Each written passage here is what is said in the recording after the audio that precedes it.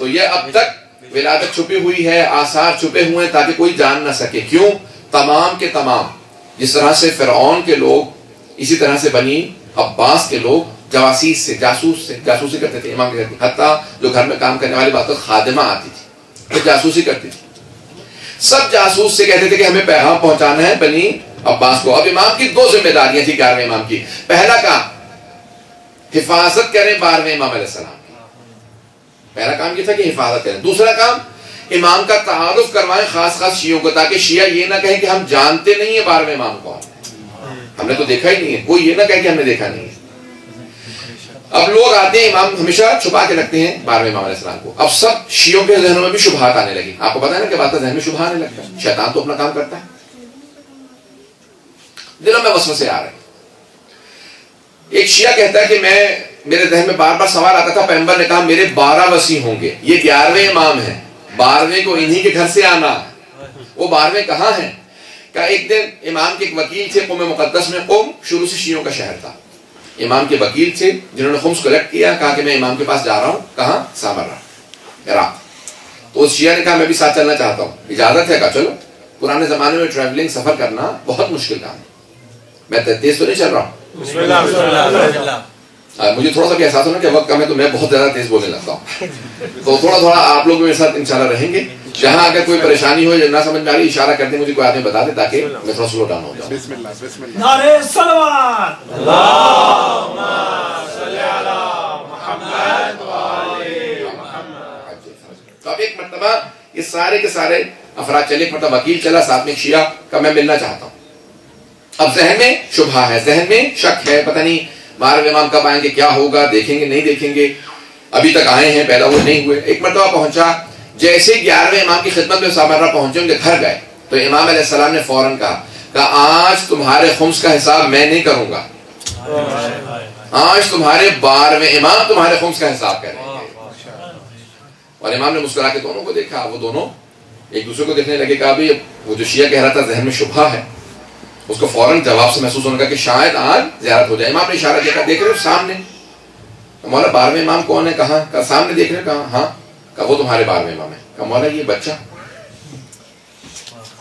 3-4 برس کے اس وقت 12ویں امام علیہ السلام ہے. کہا ہاں یہی تمہارے امام ہے. کہا کہ مولا کیا اللہ بچپنے میں بھی امامت دے دیتا ہے، بچے کا امام بنا دیتا ہے؟ توجہ ہے؟ امام کا قرآن کو مانتے ہو؟ کہا مولا قرآن کو مانتے تبھی تو مسلمان ہیں.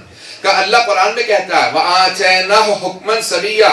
جناب یحییٰ ابی سبی سواد بے یہ الف سبی کہتے ہیں بچے کو جو بالغ نہ ہوا ہو.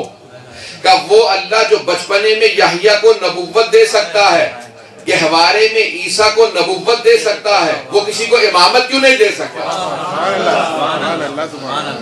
ایک مرتبہ کہتے ہیں دونوں اٹھے آئے 12ویں امام کی خدمت میں جا کے بیٹھے. کہا مولا ہم آپ کے پاس خمس کا حساب لے کے آئے ہیں. تو کہا 12ویں امام صاحب نے ہمیں دیکھا، ہم نے سلام کیا، انہوں نے جواب دیا. کہا کہ مولا آپ کے اس شیعہ نے آپ کے لیے خمس بھیجا. امام نے کہا ہاں مقدار اتنی ہے. بہت ہی گھبرا کے سنا ہوگا. مقدار اتنی ہے خمس کی، جب واپس قم جانا تو ہمارا ایک اور شیعہ ہے وہ بہت غریب ہے، اسے میری طرف سے ہی پیسے دے دیں. کہ مولا یہ دوسرے آپ کے شیعہ نے پیسے دیے ہیں. کہ جب جاؤ گے راستے میں ایک بیوہ ملے گی، نام یہ ہوگا، اسے میری طرف سے دے دینا. کہ مولا یہ آپ کو کیسے پتا کہ ہمیں راستے میں کوئی بیوہ خاتون ملے گی؟ کہ تعجب اس پہ نہ کرو کہ مجھے پتا ہے، تعجب تب کرو جب نہ جانتا ہوں.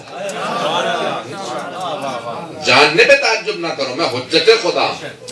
ایک بیوہ خاتون ملے گی، اسے یہ خمس کے پیسے دے دینا. اس طرح سے امام نے مختلف طریقوں سے بتایا. کہ مولا ایک شیعہ نے پیسے دیے ہیں. کہ مولا نے کہا یہ قبول نہیں ہے، واپس لے جاؤ. کہ مولا آپ کا شیعہ ہے، خمس ہے، خمس آپ کا حق بنتا ہے، کیوں قبول نہیں ہے؟ کہ اس شیعہ نے میرے دوسرے شیعہ کا حق غصب کیا، جب تک اس کا مال لوٹا نہ دے، اسے راضی نہ کر لے، تب تک میں خمس قبول نہیں کروں گا. توجہ ہو، زیادہ نہ گھبرائیے. کہ جب تک کہ اسے راضی نہ کر لے میں خمس قبول نہیں کروں گا. شیعوں کو راضی کرے. اس طرح سے تفصیل اب وقت نہیں ہے. ایک مرتبہ بیٹھے ہوئے تھے، دونوں باتیں کر رہے تھے. ان میں سے وہ جو ذہن میں شبہ لے کے، اب تو امام اب تک وکیل سے بات کر رہے ہیں، وہ جو ذہن میں شبہ لے کے آیا، وہ بیٹھا دیکھ رہا تھا سب کچھ. امام نے اس سے مخاطب ہو کے اس کا نام لیا. کہا کہ تو ابھی بھی مجھ پہ ایمان نہیں لے کے آئے گا، کتنے معجزات تجھے دکھا رہا ہوں. کہ نہیں مولا میرے ذہن میں شبہ نہیں ہے. امام نے کہا سن، اپنے ذہن سے شبہات دور کر دے، اگر کوئی سوال ہے تو پوچھ لے تاکہ ذہن میں دوبارہ شبہ نہ آئے. میں تمہارا حجت ہوں، میں حجت خدا ہوں. ایک مرتبہ اس نے کہا مولا یہ کچھ پیسے ہیں، ایک آفیشیا نے 132 دینار، اس زمانے میں سونے کے سکے اشرفیاں نے. مولا نے کہا نہیں یہ اتنے نہیں اتنے ہیں. اس نے کہا اتنے ہیں. مولا نے کہا نہیں اتنے نہیں، جو تو کہہ رہا غلط ہے، اتنے ہیں جتنے میں بتا رہا ہوں. اب وہ بیچارہ گھبراہٹ کے اندر، مولا سامنے بیٹھے ہوں تو گھبراہٹ سی ہونے لگتی ہے انسان میں. کوئی مقدس آدمی کے ساتھ میں بیٹھے تو سوال بھول جاتا ہے.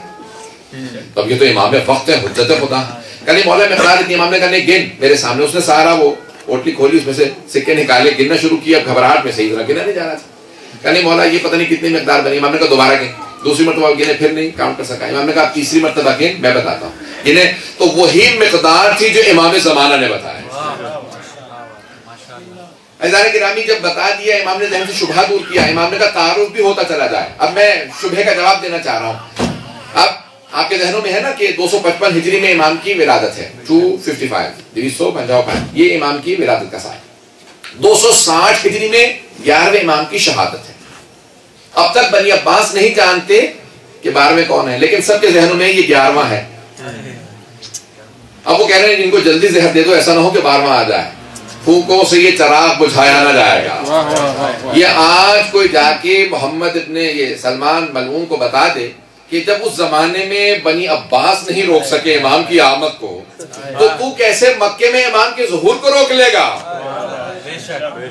بار بار کہتے ہیں نا مکے میں ظہور نہیں ہونے دیں گے. تو کوئی میں کیا کہوں. عزیزان گرامی توجہ رکھیے گا. اسے کہا نا مکے میں ظہور نہیں ہونے دیں گے.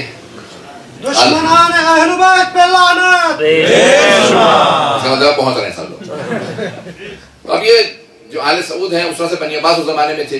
وہ کہا کہ زہر دے دو 11ویں کو تاکہ 12واں نہ آئے. جیسے ہی زہر دیا 28 برس کے تھے 11ویں امام شہادت ہو گئی. فوراً جواسیس کو بھیجا، جاسوسوں کو کہا جاؤ جا کے دیکھو جنازے میں کوئی بچہ نہ آئے، کوئی ایسا نہ ہو کہ جو پہچانا نہ چاہتا ہو. ایک مرتبہ سب کے سب لوگ جواسیس سب پہنچ گئے، فوجی پہنچ گئے. ایک مرتبہ 11ویں امام کے بھائی جعفر نے جنازہ پڑھانا چاہا. جیسے جنازے پہ آئے تو دیکھا کہ گھر سے ایک بہت ہی پرنور بچہ ہے جس نے سر پہ امامہ باندھ رکھا. اور آنے کے بعد ابا کو پکڑنے کے بعد کہا چچا جان ہٹ جائیے، میرا حق زیادہ بنتا ہے کہ جنازہ پڑھاؤ. حق کو بہار ہے، میرا حق زیادہ بنتا ہے، ہٹ جائیے آپ. ایک مرتبہ بچے نے 5 برس کے بچے نے جنازہ پڑھایا. بڑا ہی فصیح و بلیغ زبان کے اندر جنازہ پڑھایا. اور سارے کے سارے شہر نے دیکھا کہ بچہ آیا. توجہ ہے. اب تک سوال کا جواب ملا نہیں ملا. وہ کہتے ہیں کہ نہیں ہم نے دیکھا ہی نہیں ہے تو کیسے مان لیں. اب یہ سارا شہر کہہ رہا ہے کسی بچے نے جنازہ پڑھایا. بھائی 11ویں کو سب نے مانا ہے اور سب کہہ رہے ہیں کہ جنازہ کسی بچے نے پڑھایا ہے. یہ گواہی دینا بتا رہا ہے کوئی 12واں ہے.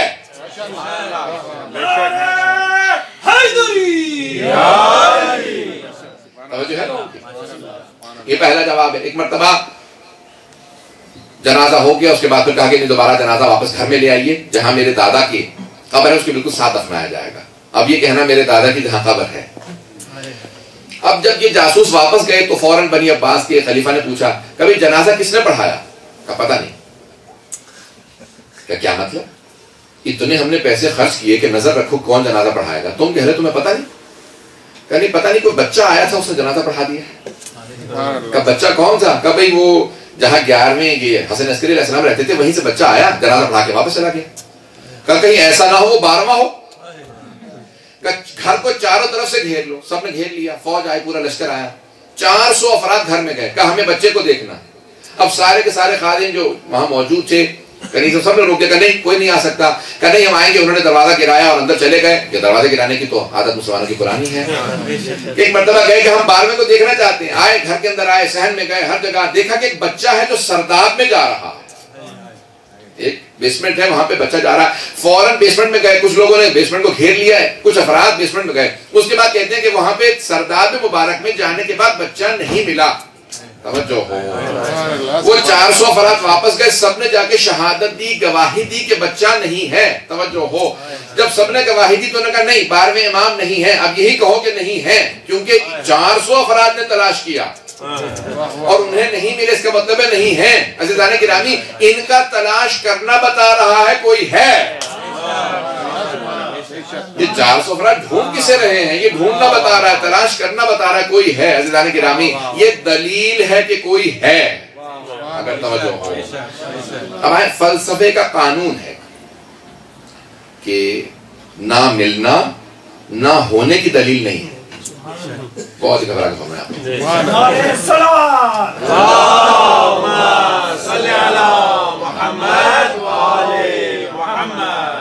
اب تک میں صرف عقلی دلیلیں دے رہا ہوں، جتنی دلیلیں دی سب عقلی. ابھی قرآن کی آیات پیش کروں گا، لیکن یہ سن لیجیے. قانون فلسفے کا نہ ملنا نہ ہونے کی دلیل نہیں. نہ ملنا نہ ملنے کی دلیل ہے. میری انگوٹھی مثال کے طور پہ یہاں آپ کے اس امام کا کھو جاتی، مثال دے رہا ہوں. اس کے بعد میں تلاش کرتا ہوں، تلاش کرنے کے باوجود مجھے انگوٹھی نہیں ملتی. یہ کس بات کی دلیل ہے؟ اس بات کی دلیل نہیں کہ انگوٹھی نہیں ہے، اس بات کی دلیل ہے کہ ڈھونڈنے کے باوجود مجھے انگوٹھی نہیں ملی. کیا بھائی مولانا نے بہت تلاش کی، انگوٹھی نہیں ملی، کیا ہوا؟ دلیل ہے کہ ان کو انگوٹھی نہیں ملی. یہ نہیں ہے کہ انگوٹھی نہیں ہے. توجہ ہو، قانون یہ ہے کہ تلاش کرنے پہ جو شے نہ ملے تو دلیل اس بات کی ہے کہ وہ شے اسے نہیں ملی. اس بات کی دلیل نہیں ہے کہ نہیں ہے.